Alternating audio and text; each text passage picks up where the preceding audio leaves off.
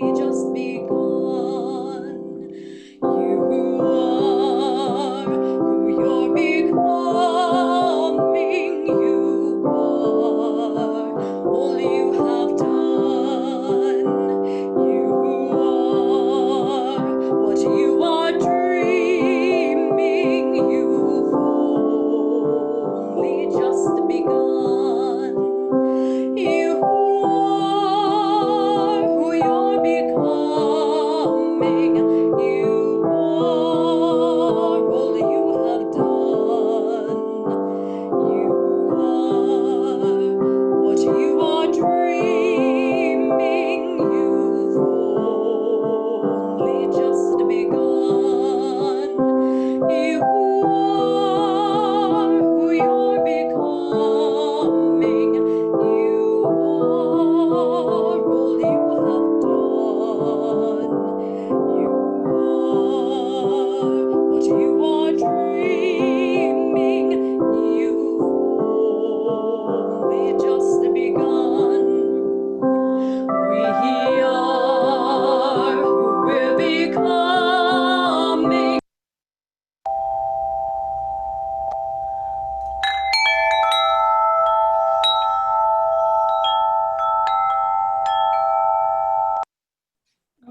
Welcome to the Unitarian Universalist Church of Utica. I'm Katie Spires, the chair of the membership committee. Whether you are visiting for the first time or have been a member for many years, you are welcome here. Whatever faiths you have known, if any, you are welcome here. Whoever you are and whomever you love, you are welcome here.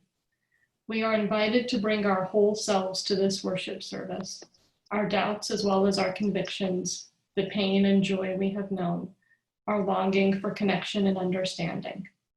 Every part of you is welcome here.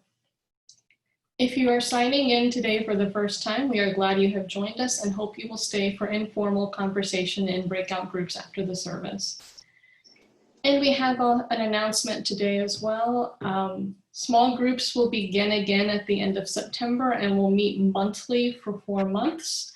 Please go to the link posted in the chat to express your interest in signing up. Let us open our hearts and minds to the experience of community and the wisdom of love.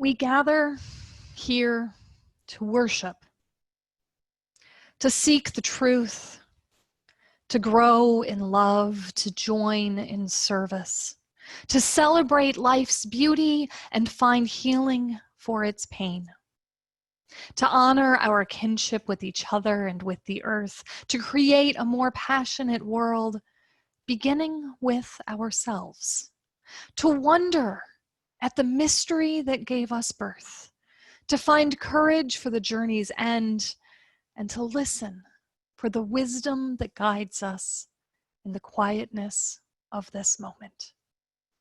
Let us worship together. Please join in singing our first hymn, We Laugh, We Cry.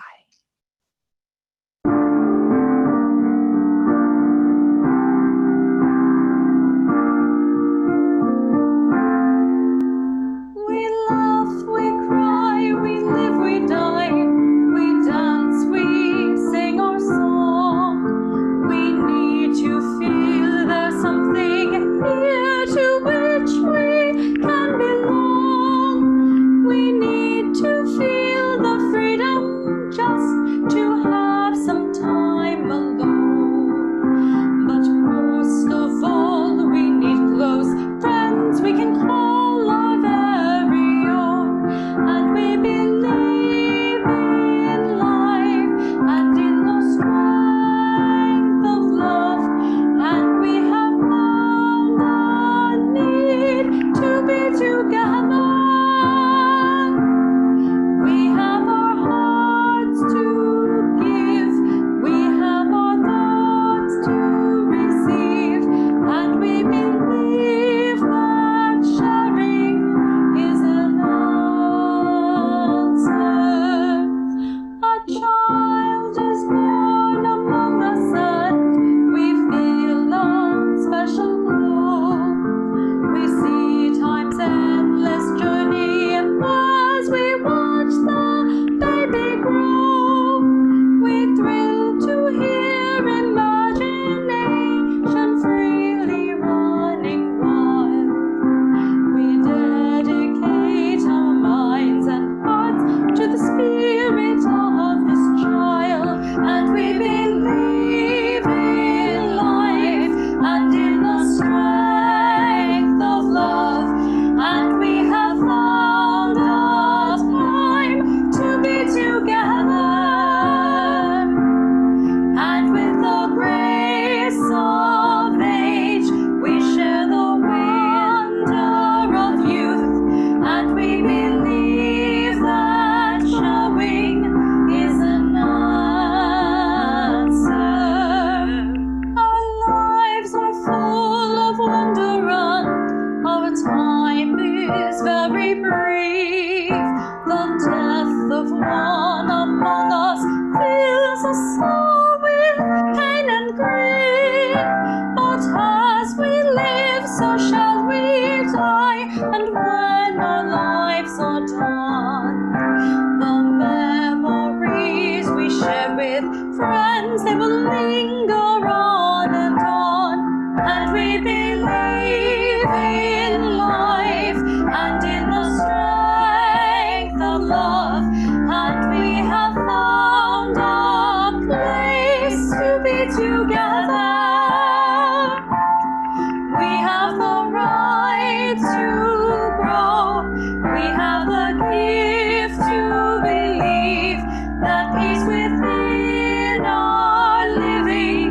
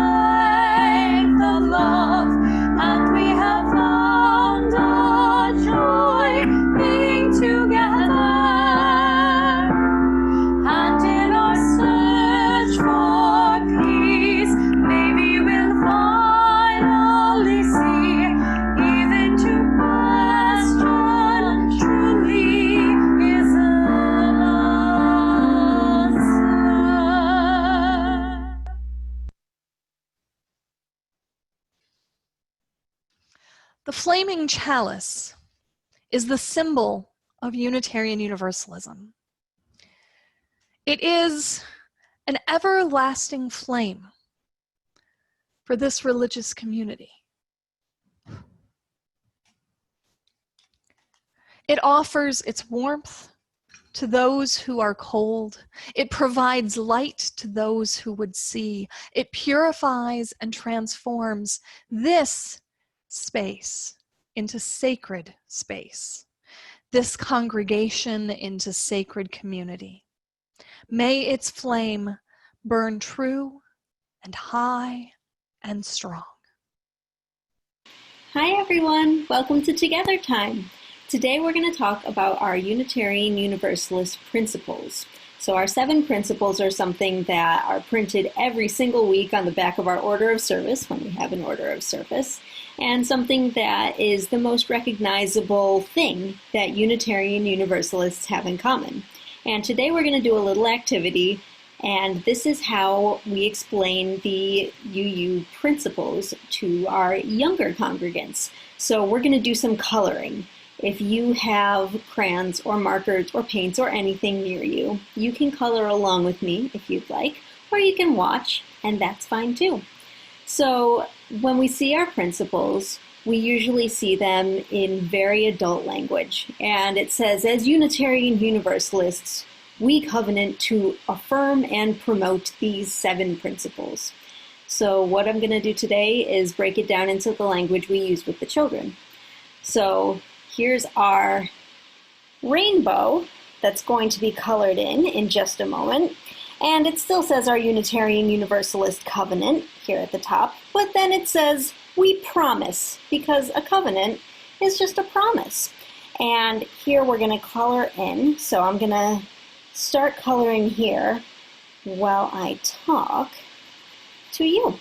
So the first principle is the inherent worth and dignity of every person. And when we say that to children, what we really mean is we respect all people and beings, even people we don't like, even people we haven't met, even people who we might not think are deserving of respect. We try to respect everyone. So that's our first principle, or our first promise. Our second principle is justice, equity, and compassion in human relations. And that we are going to abbreviate to offering fair and kind treatment to all. And again, when we say all, we mean even the people that you don't like very much, even the people that might try to say mean things to you. Every person deserves fair and kind treatment. Our third principle is acceptance of one another and encouragement to spiritual growth in our congregations.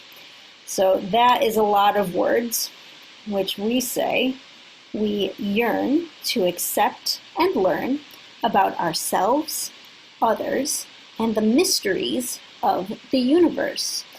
And when we talk with our children about the mysteries of the universe, sometimes we say that mystery is what some people call God.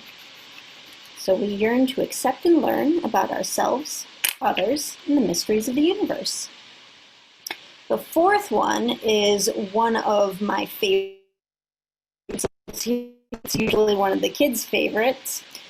We have a free and responsible search for truth and meaning, which means we grow by exploring what is true and what is right.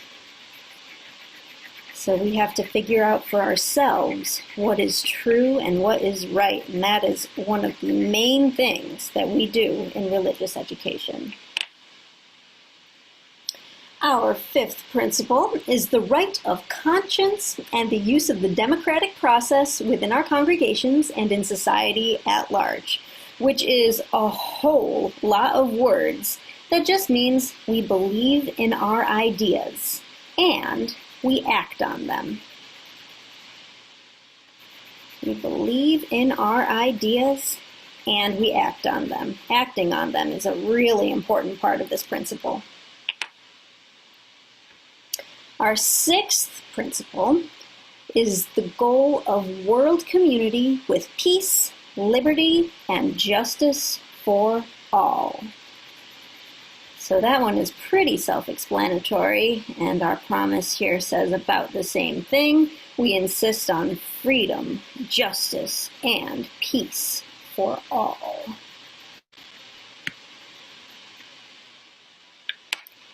And our seventh principle is respect for the interdependent web of existence of which we are a part. And that we say we value the earth that we share with all living things.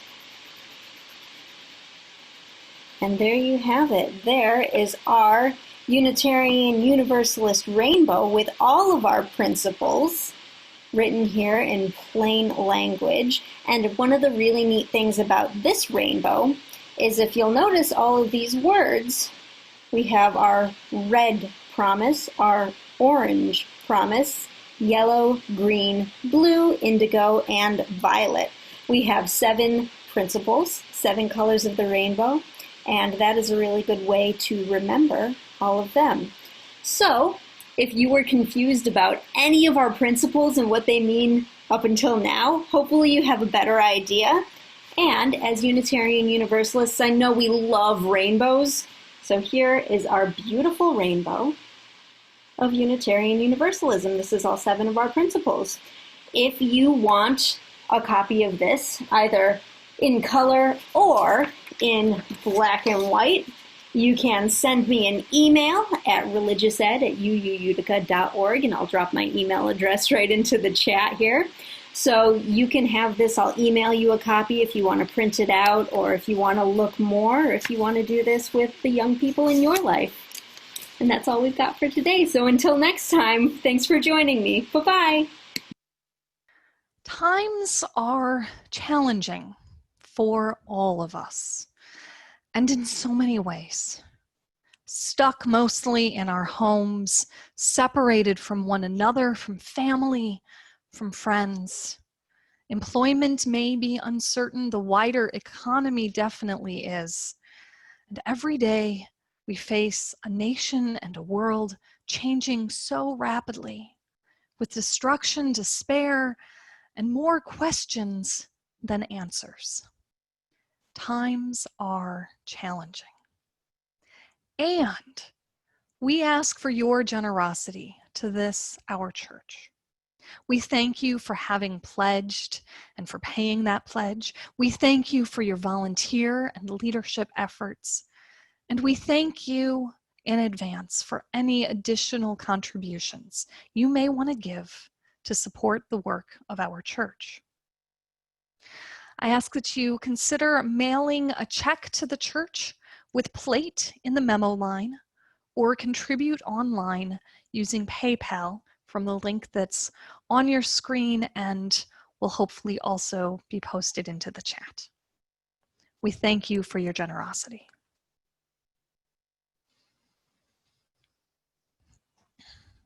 And now we will practice community candles, an opportunity for our congregation to be with one another as we mark notable things happening in our lives. If you would like to light a candle where you are, please do so, and in frame if you would like. If you want to briefly share about a significant event in your life and have me light a candle, please unmute yourself, or you could type it into the chat. And if you would like for me to light a candle in silence, you can message me privately, and I will do that for you. I light this candle particularly to note that things are difficult and uncertain right now. That on some level, all of us are feeling that. And that it's hard. And that it's okay to acknowledge that it's hard, and that our faith gives us a sense of hope, a hope that may be inherent, a hope that we live into by embodying it and making what could be possible happen in the world.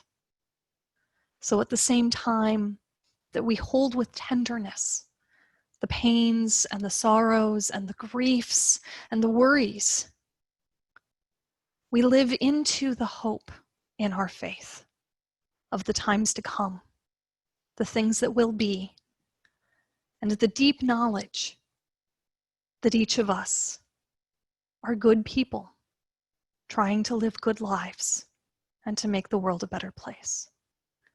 And so in our sense of sacredness, of ourselves, of all of the rest of the people in the world, and of the world itself, we pray and we light candles. Amen.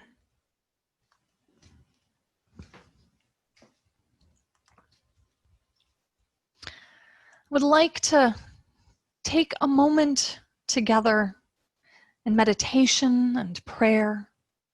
These words come from Wayne B. Arneson, and I will speak his word first, and then let us sink into a brief time for the peace that silence brings. And as we prepare to enter into silence, we remember the many connections that sustain and uplift us through this religious community. We remember those who preceded us, whose contributions built this free faith, who built this religious community for its practice. We remember those around us, whose continuing care in thought and deed is an ongoing blessing in our lives, keeping the dream of free religion alive in our time. We remember those who will follow us, the children presently in our care, and those not yet come to light, who will inherit the work of our hands and our hearts. So in the silence now, even physically apart, we may feel these many connections, visible and invisible, that remind us every day that we are not alone. Let us spend a brief moment in silence together.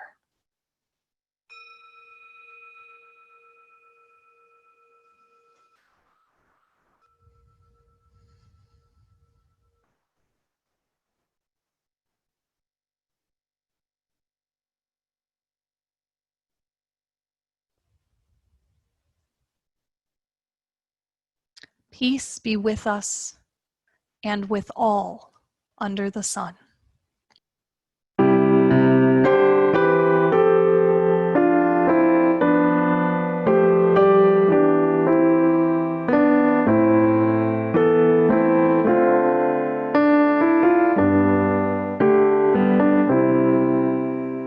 Spirit of life, come unto me. Sing in my heart all the stirrings of compassion. Blow in the wind, rise in the sea, move in the hand, giving life the shape of justice. Roots hold me close, wings set me free. Spirits of life, come to me, come to me. Now Hazel and I will do a reading from the Unitarian Universalist Association. We affirm and promote the inherent worth and dignity of every person. We believe that each and every person is important. We affirm and promote justice, equity, and compassion in human relations. We believe that all people should be treated fairly. We affirm and promote acceptance of one another and encouragement to spiritual growth. We believe that our churches are places where all people are accepted and where we keep on learning together. We affirm and promote a free and responsible search for truth and meaning. We believe that each person must be free to search for what is true and right in life. We affirm and promote the right to conscience and the use of the democratic process. We believe that all people should have a voice and a vote about the things which concern them. We affirm and promote the goal of world community with peace, liberty, and justice for all. We believe that we should work for a peaceful, fair, and free world. We affirm and promote respect for the interdependent web of all existence of which we are a part. We believe that we should care for our planet Earth.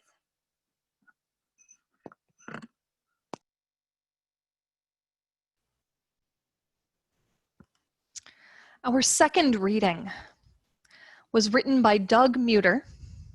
He titled this article that appeared in the UU World magazine in May 2014, "I don't believe in the 7 principles.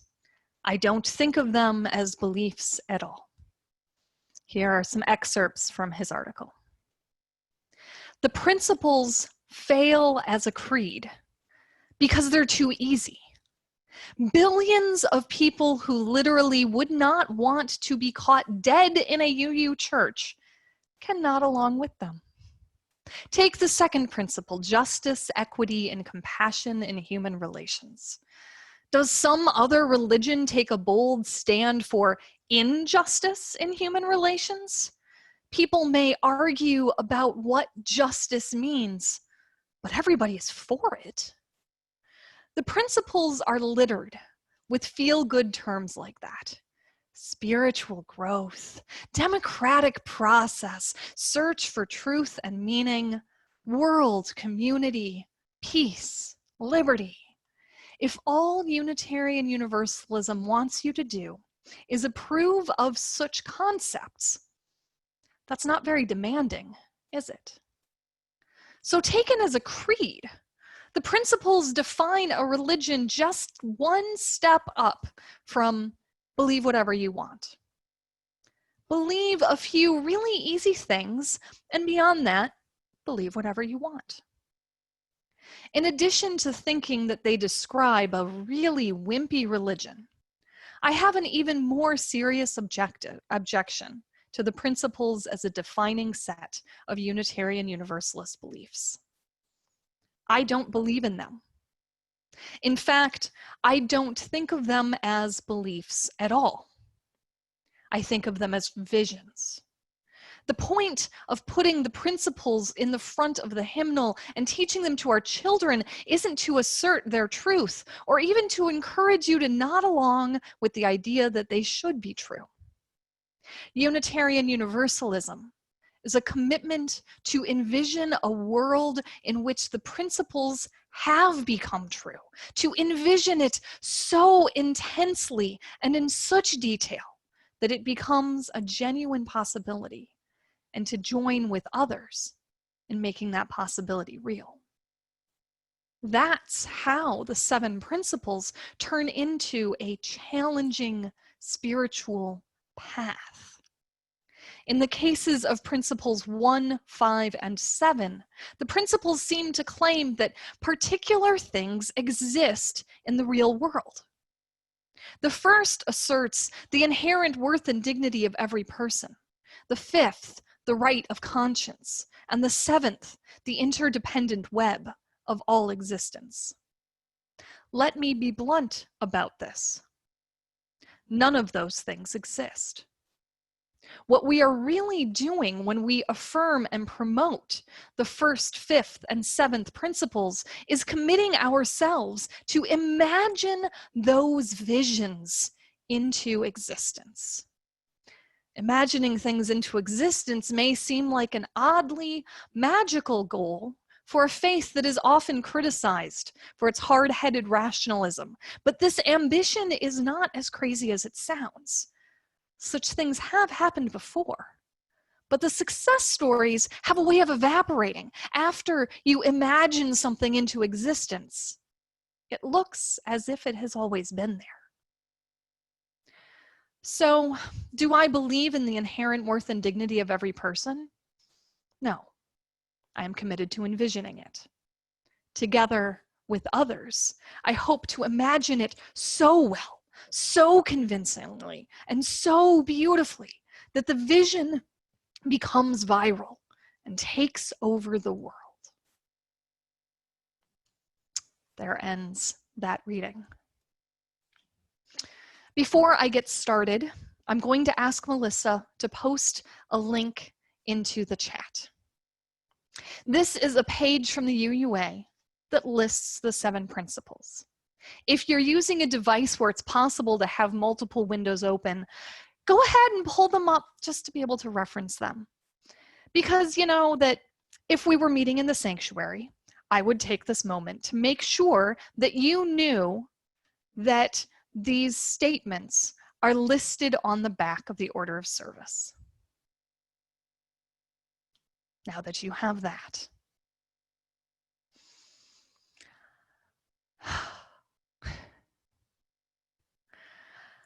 I was in 4th grade. And at the end of what we called the stepping stone year curriculum in religious education, we did a big presentation in front of the congregation. It began when over the sound system came that immortal song, "I'm Too Sexy." Do you remember that from the early 90s? I'm too sexy for my shirt, Okay, I'm done now. You remember this, I hope. And if you don't know it from then, I hope you remember the point in the West Wing when CJ Craig was walking around her office doing that song. And when this music came on, a few of us went up to the front of the sanctuary, and someone with a microphone read the first principle. We affirm and promote the inherent worth and dignity of every person. And another young person, possibly wearing something that looked like affirming and promoting the inherent worth and dignity of every person, strutted down the center aisle of the church as if they were walking down a Paris runway, representing our first principle. And someone up front did something then with them that we also thought as young people showed that inherent worth and dignity before we read off the second principle and someone else came through. We thought this was the most brilliant way ever to embody the principles. And I remember specifically a moment when someone was coming down with the principle of encouragement to spiritual growth.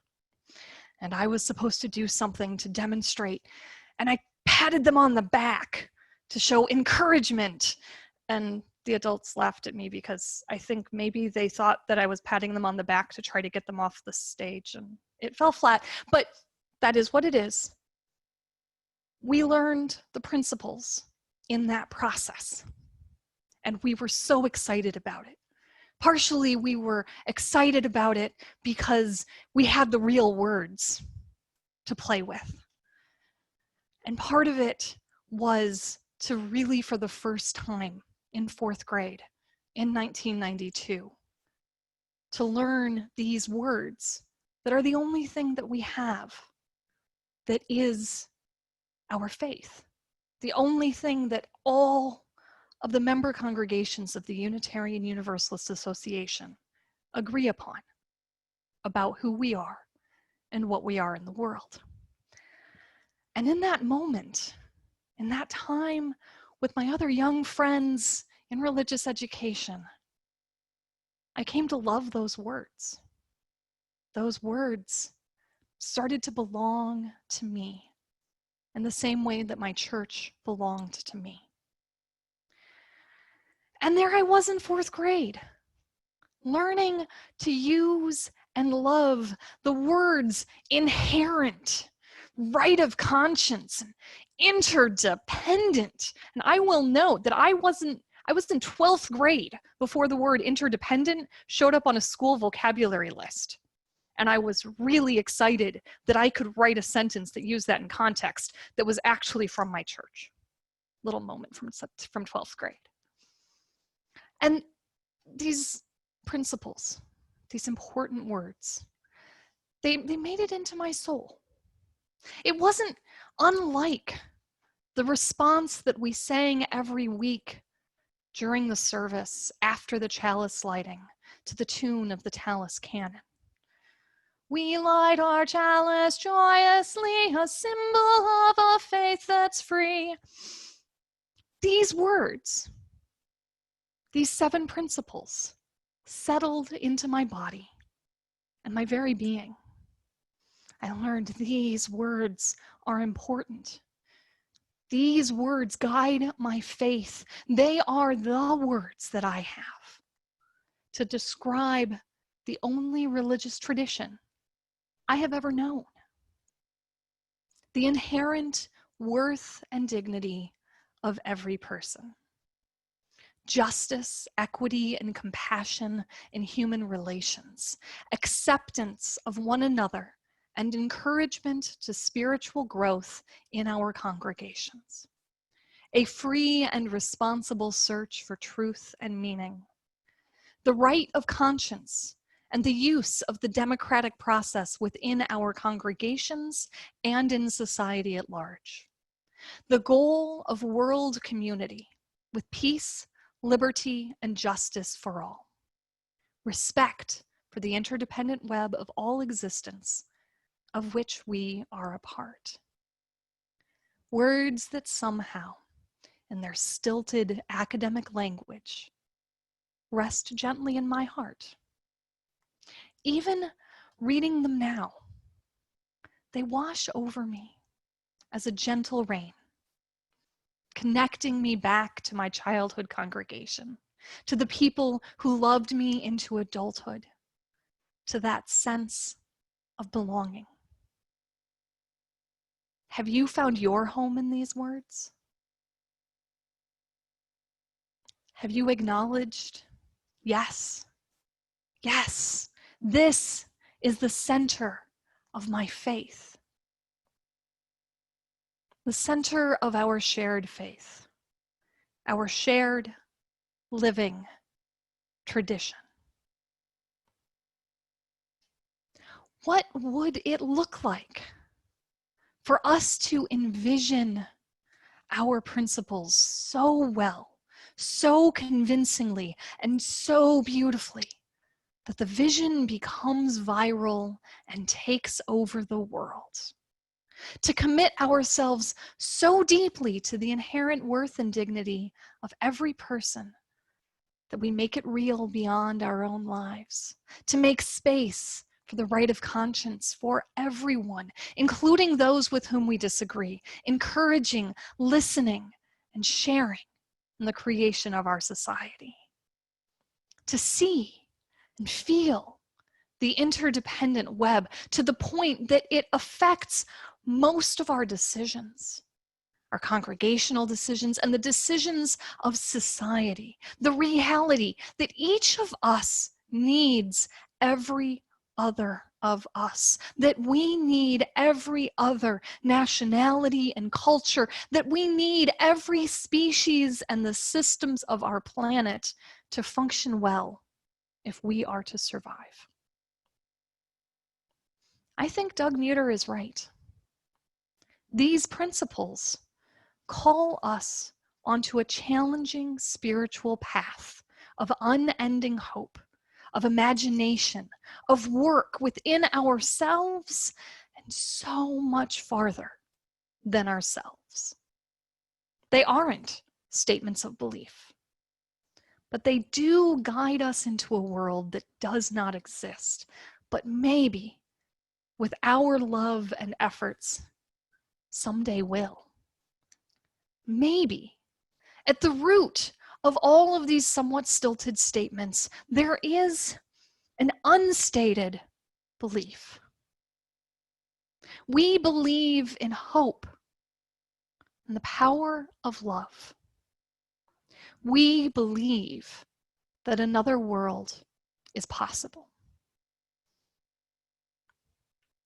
Now, I was tempted this morning to give you another in-depth history lesson, this time about the origins of our principles. I mean, for you geeks like me, what could possibly be more interesting than contrasting the Universalist and Unitarian approaches to statements of faith and creeds and whether it's appropriate to demand some type of faith test of members in the clergy? Then delving into how difficult merger was for Universalists and Unitarians and the challenging process of creating bylaws that worked for both groups.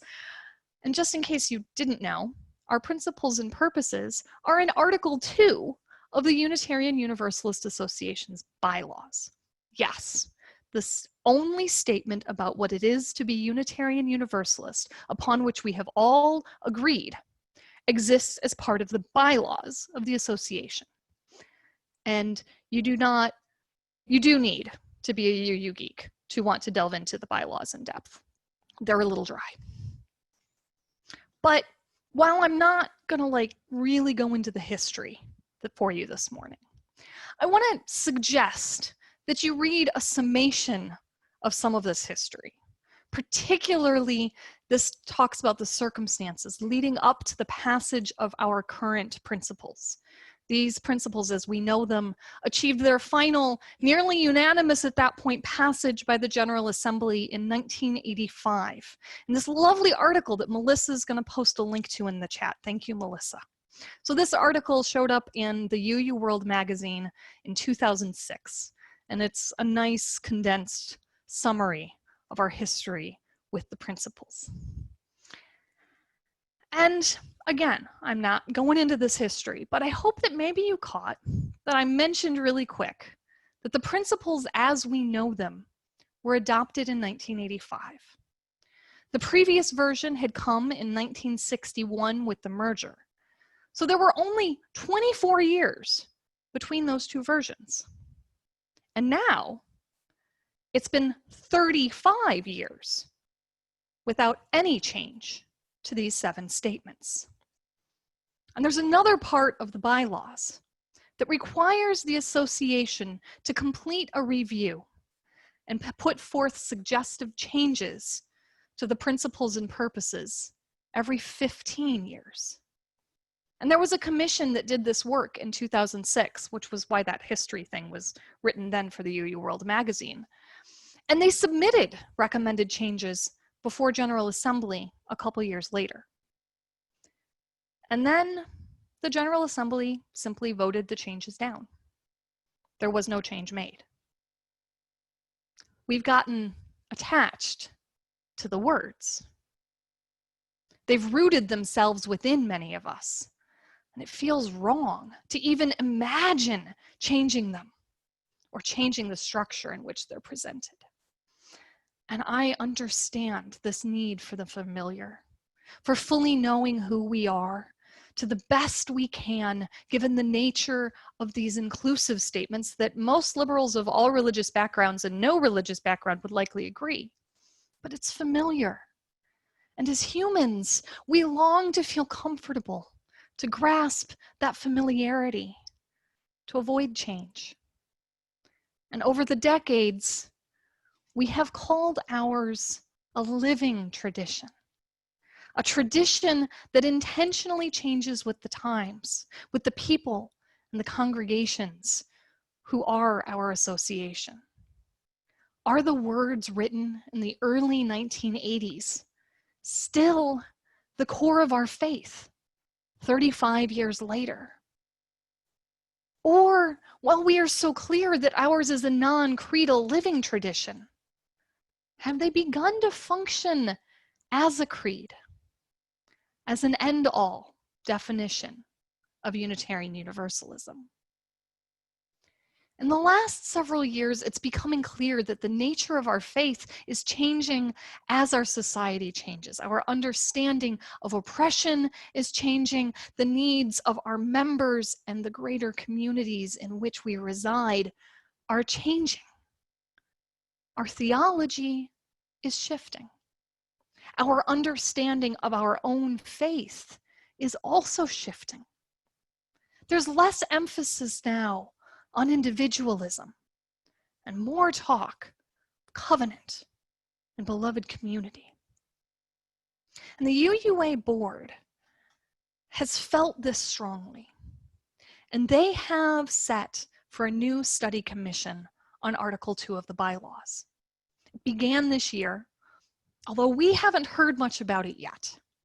In the coming years, our congregation will likely hear from the UUA and the new study commission, asking for our congregation's ideas about what Unitarian Universalism is, what values are at our center, and what purpose we share. In considering the principles that we have, I invite you to also wonder within your heart, what other elements might be at the center of your faith? What is Unitarian Universalism to you? What values are central? What does your sense of our faith call you to envision into being?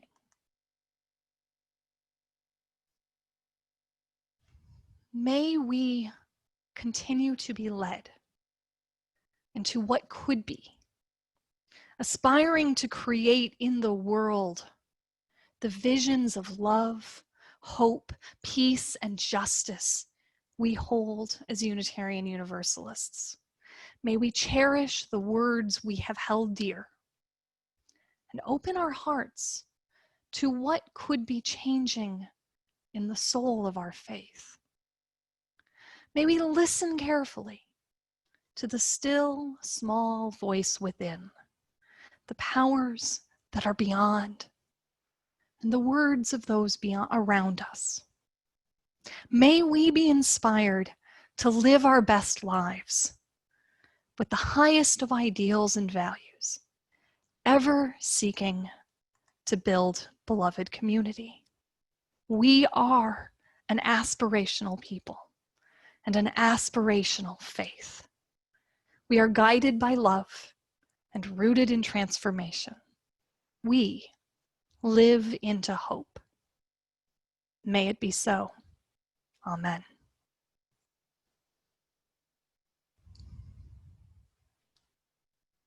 Please join in singing our closing hymn, When Our Heart is in a Holy Place.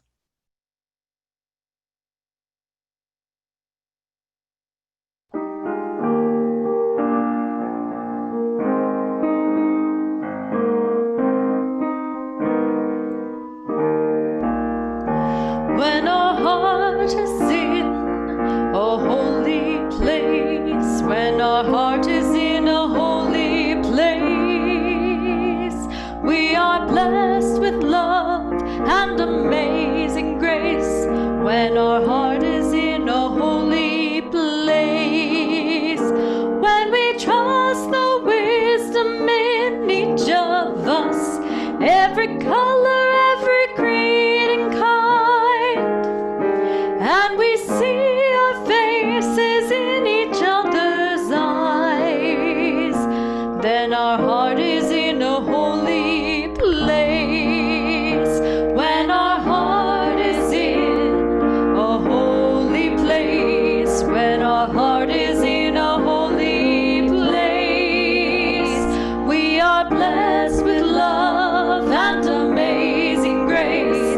When our heart is in a holy place, when we tell our story from deep inside, and we listen with a loving mind, and we hear our voices in each other's words, then our heart is in a holy place.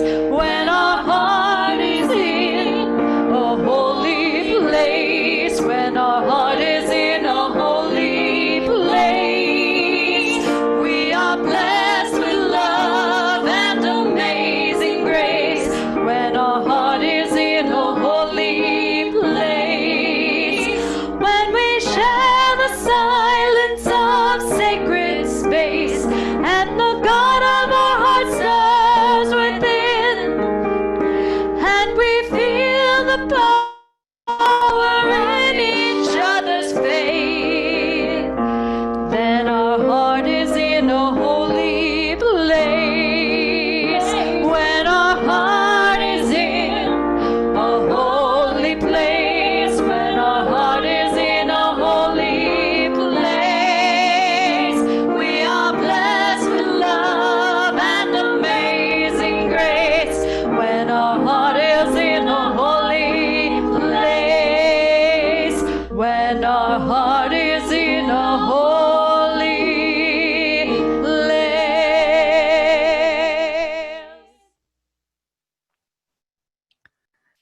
Please join in the words for extinguishing our chalice.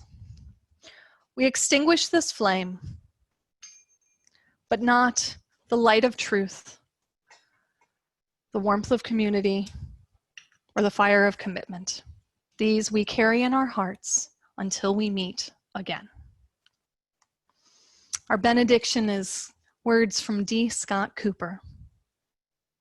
The world aches for us to join together and bring about healing, toil for justice, and produce ever increasing love. This is our calling. Go forth and act accordingly. Amen.